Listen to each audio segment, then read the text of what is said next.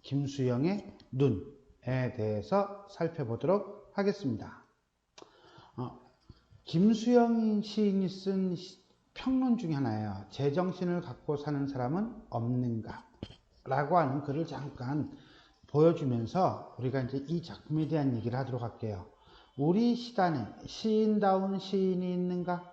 이렇게 말하면 시인다운 시인의 해석에 의뢰 구구한 반발이 따라오겠지만 간단히 말해서 정의와 자유와 평화를 사랑하고 인류의 운명에 적극적인 관심을 가진 이 시대에 지성을 갖춘 시정신에 새로운 육성을 발휘할 수 있는 사람, 그 사람이 바로 오늘날 우리 사회가 요청하는 시인다운 시인이라고 생각하면서 내가 본 전망은 희망적이다 라고 이야기하고 있네요.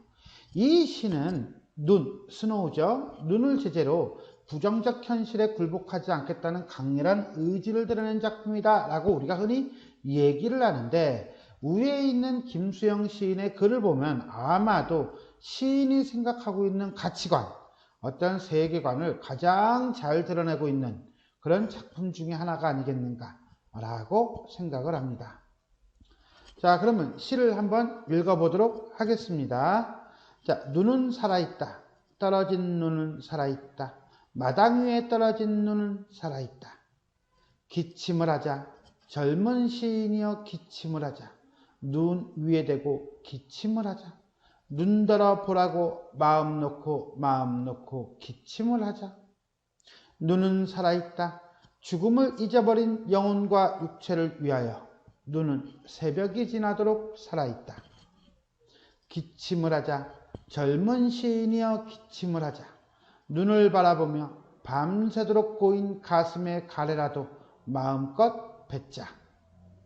자, 우리가 보니까 이렇게 4개의 연으로 이루어져 있는데, 눈은 살아있다, 기침을 하자. 눈은 살아있다, 기침을 하자.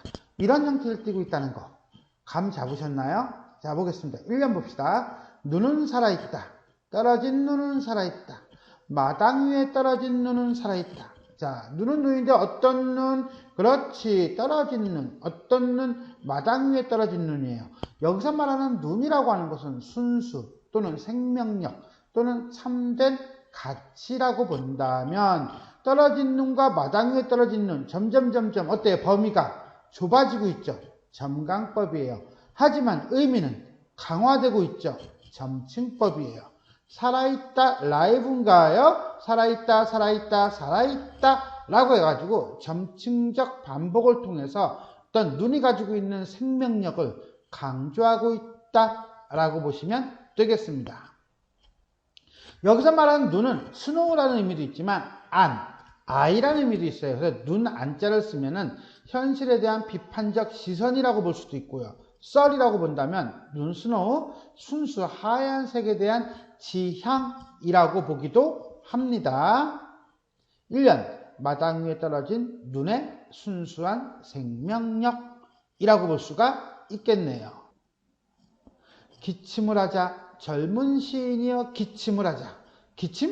기침이라고 하는 것은 목에 무엇인가 걸려 있을 때, 껄끄러운 거, 자연스럽지 않은 상태일 때 뱉어내는 행위죠. 그걸 우리가 이 시에서는 어떤 실천적 행위다 라고 보고요. 비판적 지성의 행위이다 라고 볼 수 있겠습니다. 그런데 그것을 한다가 아니라 하자예요.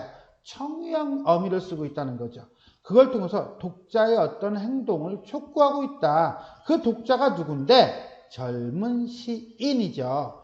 젊다라고 하는 것은요, 어떤 열정과 혈기 이런 걸 가지고 있는 거예요. 그러니까 그런 사람은 당연히 기침을 해야 하는 주체죠. 근데 그건 거꾸로 얘기한다면 그러지 못하고 있는 현실이기도 해요. 그래서 행동을 하지 않는 지식인이라고 볼 수도 있고요. 또는 순수한 영혼을 가진 존재라고 볼 수도 있습니다. 부정적으로 보느냐 긍정적으로 보느냐에 따라 달라지겠지만 어쨌거나 간에 기침을 하자. 어디다 대고 눈 위에 대고 눈에다가 기침을 하자라고 할 수도 있지만, 눈을 기준으로 이렇게 볼 수도 있어요. 아까 눈을 순수라고 본다면 행위의 기준이에요. 그러니까 눈보다 더러운 건 다 더러운 거야. 뱉어 이거죠. 기침을 하자. 눈 들어보라고 마음 놓고 반복하고 있죠. 마음 놓고 음악적인 효과예요. 근데 마음 놓고 의미를 강조해요. 하지만 이 의미가 어떤 의미냐는 거예요. 그건 바로 뭐냐? 기침을 하는 행위가 자유롭지 않았다는 거야. 마음 놓을 수 없는 현실이라는 거야. 그러니까 마음 놓고 하라는 거죠. 기침을 하자. 이어 순수한 생명력 회복. 기침이에요. 순수한 생명력 회복. 뭐야? 기침. 하자. 갈망을 드러내고 있다. 라고 보시면 되겠습니다. 다시 눈은 살아있다. 죽음을 잊어버린 영혼과 육체를 위하여. 죽음을 잊어버렸던데 이건 바로 뭐냐? 죽음을 두려워하지 않는 영혼과 육체를 위하여. 죽음을 두려워하지 않는다는 것은 결국 뭐야? 기침을 한다는 것은 뭐예요? 그렇죠. 죽음을 각오해야 된다는 거예요. 자, 눈을 추구한다는 건 뭐예요? 그렇죠. 죽음을 각오해야 한다는 거예요. 순수와 가치 있는 세계를 추구하기 위해서는 죽음을 각오해야 하는 현실 속에서 눈은 새벽이 지나도록 뭐야? 눈의 생명력이죠. 그러나 그것은 현실은 곧 뭐다? 그렇지. 밤이라는 거예요. 밤의 현실 속에서 살아있다. 강한 생명력을 지닌 눈.